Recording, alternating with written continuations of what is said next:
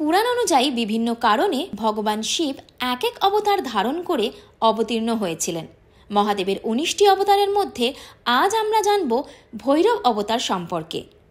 ভৈরব অবতারটি মহাদেবের ভয়ঙ্কর রূপের মধ্যে একটি। ব্রহ্মদেবের 5টি মাথা ছিল, 4টি মাথা চারদিকে, আর পঞ্চম মাথাটি ছিল ওই 4টি মাথার ঠিক উপরে। ব্রহ্মদেবের তার 5টি মাথার মধ্যে 4টি মাথার মুখ থেকে শাস্ত্রবাক্য শোনা গেলেও পঞ্চম মাথার মুখটি দিয়ে শুধু নিন্দামন্দ বাক্য বলতেন। একদিন ব্রহ্মদেব তার পঞ্চম মাথাটি দিয়ে বিনা দোষে মহাদেবকে বারবার উপহাস এবং অসম্মান করছিলেন। শিব ক্রুদ্ধ হয়ে যান। তারপরও ব্রহ্মদেব মহাদেবকে অসম্মান করতে থাকে। এরপর মহাদেব তার ক্রুদ্ধ হয়ে গিয়ে ধারণ করলেন বিনাশকারী ভৈরব রূপ। তারপর শিব ভৈরব রূপে ব্রহ্মার সেই পঞ্চম মাথাটি কেটে দেন।